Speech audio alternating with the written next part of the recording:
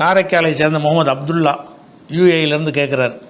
என்ன கேட்குறாருன்னு கேட்டால், விந்தணு தானம் என்று ஃபேஸ்புக் பதிவுகள் இங்குண்டா யூஏயில், அதாவது அமீரகத்தில் வருகிறது, இது பற்றி இஸ்லாமிய விளக்கம் சொல்லவும்னு கேட்குறார். அந்த பதிவுகிட்ட ஒரு இமேஜையும் போட்டிருக்கிறார்.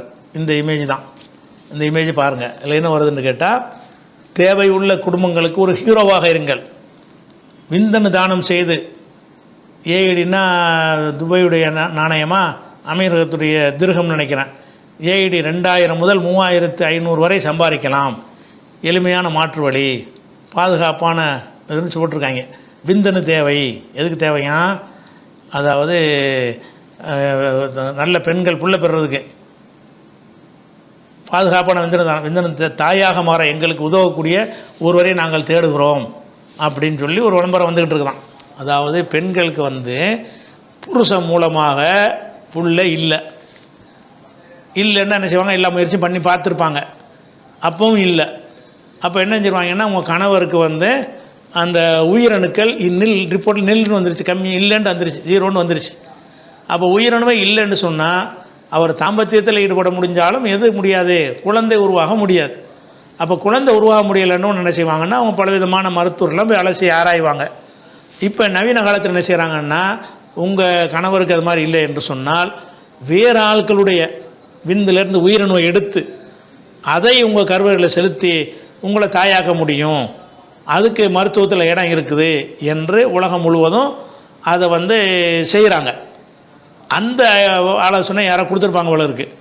அதன்படி இதை என்ன செய்கிறாங்க, தாயாக இருக்கிறாங்க, அவங்களுக்கு புள்ள பெற வேண்டி இருக்கிறது. அந்த புள்ள பெறுறதுக்கு நீங்கள் ஒரு விந்து தானம் கொடுத்தீங்கன்னா 2000 திர்ஹம் உங்களுக்கு தருவோம். 2000 திர்ஹம்னு சொன்னால் ஒரு 40,000 ரூபா அந்தளவுக்கு வரும்னு நினைக்கிறேன். அவ்வளோ பெரிய அமௌண்ட் உங்களுக்கு தருவோம், விந்தணு தானம் செய்யுங்கள் அப்படின்னு சொல்லி ஃபேஸ்புக்கில் விளம்பரம் கொடுத்துட்ருக்காங்களாம் யூஏயில் உள்ள சில பெண்கள். இது சட்டப்படி கொடுக்குறாங்களா, அந்த நாட்டுடைய சட்ட விரோதமாக கொடுக்குறாங்களா, அந்த நாடு இதை அனுமதிச்சிருக்கிறா என்று நமக்கு தெரியவில்லை.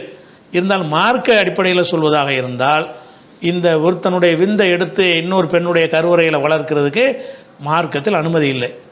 சில குறைபாடுகளின் காரணமாக கணவனுடைய விந்தை செலுத்தி புள்ள பெற முடியலை என்று சொன்னால், அந்த கணவனுடைய விந்தையை எடுத்து அதை செயற்கை முறையில் கருவறையில் செலுத்தி அதை ஒரு குழாயில் வளர்த்து அதுக்கு பிறகு கற்பு பையில் வச்சு அப்படி பெற்றார்கள் என்று சொன்னால் அது குற்றம் கிடையாது. ஆனால் வேற ஒருத்தனுடைய, அதாவது அந்த கருவறை என்பதற்கு சொந்தக்காரன் கணவன் தான், சரியா, அவன் தான் அது மார்க்கத்தில் அது ஒரு விளை நிலம் மாதிரி உதாரணம் காட்டுறான்ல. ஒரு விவசாய நிலம் இருக்குது, அந்த நிலத்துக்கு சொந்தக்காரன் யார், அந்த நிலத்தை வாங்கினவன் தான் சொந்தக்காரன்.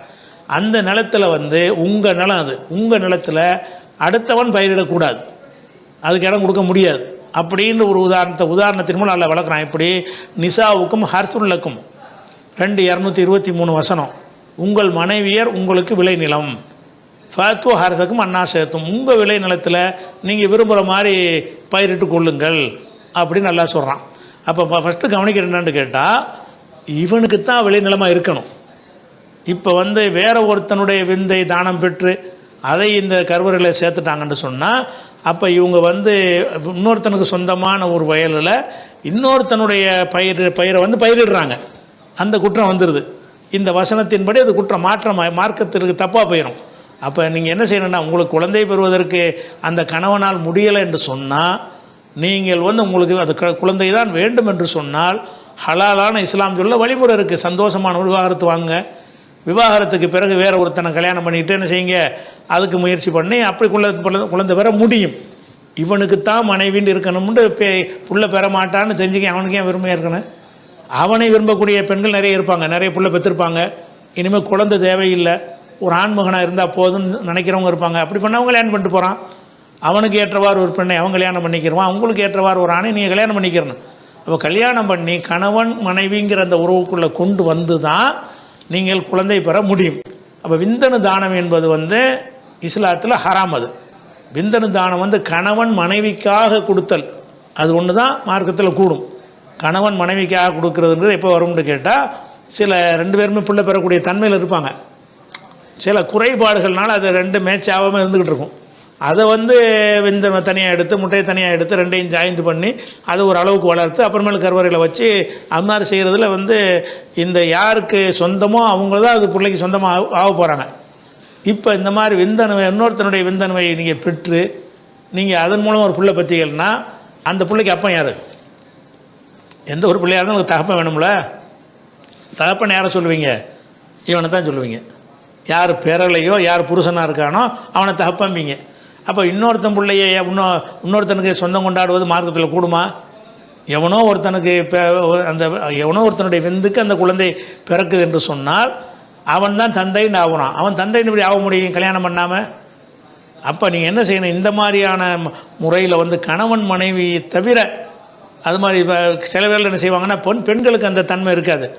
அப்போ என்ன செய்வாங்கன்னு கேட்டால் வாடகை தாயிண்டு ஒரு ஏழையான பெண்களை பிடிச்சி அவங்கள எங்கள் கண்ட்ரோலில் வச்சுக்கிட்டு இந்த இவளுடைய கணவனுடைய அந்த விந்தை எடுத்து அந்த மனைவிக்கு அந்த வாடகை தாய்க்கு செலுத்தி அதை நல்லபடியாக கவனித்து வளர்த்து பெறுற வரைக்கும் இவங்க கண்ட்ரோலில் இருப்பாங்க. பெற்று கொடுத்துட்டு போயிடணும். இது வந்து வாடகைத்தாய். இந்த வாடகைத்தாயின்ற விரிவான ஒரு ஆய்வு வீடியோ முன்னாடியே போட்டிருக்கிறோம். உள்ளே போய் தேடி பார்த்து அது படிச்சுக்கிறங்க முழுசாக. இந்த வாடகைத்தாயின்ற ஒரு முறையில் இதுவும் ஹராம் தானே இது? அது எப்படிப்பா நீ வந்து இன்னொருத்த உங்களுடைய கற்பப்பையில் நீ எப்படி உன்னுடைய விந்தணுவை செலுத்த முடியும்? மனைவிங்கிற முறையில் இல்லாமல் செய்ய முடியாது. அப்போ என்ன கடமை? அவன் வேற ஒரு பொண்ணை கல்யாணம் பண்ணிக்கிறவன். இந்த பெண்ணு கல்யாணம் பண்ண மாட்டான்னு சொன்னால் அவளை வச்சுக்கிட்டு கூட வேறு கல்யாணம் பண்ணலாம். இல்லைன்னா விவாகரத்து பண்ணிட்டு வேறு கல்யாணம். குழந்தை பெறுதல் ஒருத்தனுக்கு அவசியமான ஒன்று தானே. கல்யாணத்தினுடைய முதல் நோக்கம் அதுதானே. ரெண்டாவது மற்ற விஷயங்கள்லாம். முதலாவது விஷயம் சந்ததி பெருக்கம் தான். அப்போ சந்ததி பெருக்கத்துக்கு வழி இல்லை என்று சொன்னால் அப்போ நீங்கள் என்ன செய்யலாம்னா மார்க்கம் ஹலாலாக அனுமதிச்சிருக்கிற அந்த முயற்சியை பண்ணுங்களேன். எல்லாம் அந்த கல்லானாலும் கணவன்கிற மெயின் செட்டு தான் இந்த இதுக்கெல்லாம் காரணம். இந்த தீமைக்கெல்லாம் என்ன காரணம்? புருஷனை விட்டா இவனை விட்டா நம்ம முடிஞ்சு அவ்வளோதான். ஏன் அப்படி நினைக்கிறீங்க? இந்த பொண்டாட்டி விட்டா முடிஞ்சு போச்சு. இதான் எல்லாம் இந்த கல்லானாலும் கணவன் புல்லானாலும் புருஷன் வாழ்க்கை ஒரு தடவை தான் இப்படிங்கிறதுலே மெயின் செட் ஆன பிறகு தான் இதுக்கு மாற்று வழி இப்படி சிந்திக்காமல் இப்படி போய் சிந்திக்கிறாங்க. உன் புருஷனுக்கு புள்ள பெறையாளான்னு டாக்டர் சொல்லிவிட்டானா நாங்கள் நமக்கு ஒத்து வராது. அதை சொல்லியே கோர்ட்டில் கூட நீ விவாகரத்து வாங்கிக்கலாம். அல்லது மியூச்சுவல் அண்டர்ஸ்டாண்டிங்கில் என்ன செய்யலாம், அதை வாங்கிக்கலாம். விவாகரத்து வாங்கிட்டு நீ வேற ஒரு கல்யாணம் பண்ணிட்டு போங்க. முறையாக ஹலாலான முறையில் பிள்ளையை பெற்றுட்டு போங்க. எதுக்கு வந்து இது மாதிரி செய்யணும்? அதுலேயும் எவன் விட்டு விந்த கொண்டாந்து வைக்க போகிறான்னு தெரியலை. அது என்ன மாதிரி அதெல்லாம் தெரியாத ஒன்று. பல விஷயங்கள் அதில் அடங்கி இருக்கிறது. அதனால் வந்து இதுக்கெல்லாம் எதனால் வந்துச்சுன்னு சொன்னால் இந்த தன்னுடைய கணவன் தன் மனைவி வந்து இவனை விட்டு நான் பெரிய இயலாதுன்னு நினைக்கிறான். அதுக்கு தப்பான மத நம்பிக்கை குறுக்க இஸ்லாம் குறுக்க நிற்கலை. வேறு வேறு மத நம்பிக்கைகளும் சமூக பழக்கங்களை அவளுக்கு குறுக்க நிற்கிது. இவனை விட்டுட்டு திடீர்னு புருஷனை எப்படி வேணான்னு சொல்கிறது? வேணான்னு சொல்ல வேண்டிய காரணம் வந்தால் வேணான்னு சொல்ல வேண்டியது தானே. தக்க காரணம் இல்லாமல் தானேங்க செய்யக்கூடாது. தக்க காரணம் இருந்தால் வேணான்னு சொல்லிட்டு போங்க. அப்போ வேணான்னு சொல்லி விட்டுட்டு இன்னொருத்தனை அழகான முறையில் கல்யாணம் பண்ணிக்கிட்டான்னு சொன்னால் ஹலாலான முறையில் குழந்தை பெற்றுறா அவளுக்கு தகப்பன் யாருன்னு தெரிய போகுது. இதுதான் இஸ்லாம் காட்டக்கூடிய முறையை தவிர அது ரெண்டு பேருக்கும் அதை தான் சொல்கிறோம். இந்த வழிமுறை வந்து சரியான உங்களுக்குள்ள குறை இருந்துச்சுன்னா அதை செய்யுங்க. இது எந்த அளவுக்கு இதை பயன்படுத்திக்கலாம்? கணவனாலும் குழந்தை பெற முடியும், மனைவியாலும் குழந்தை பெற முடியும். வேறு சில இடை காரணங்களால் அது வந்து இந்த உயிரணு அந்த கர்ப்பப்பை முட்டையில் போய் சேர மாட்டேங்குது அப்படின்னு இருக்குமே. ஆனால் அதை சேர்ப்பதற்கு இந்த நவீன உலகத்தினுடைய மருத்துவ முறைகளை நீங்கள் பயன்படுத்தி கொண்டு புள்ள பெறலாம். அது குற்றமே கிடையாது.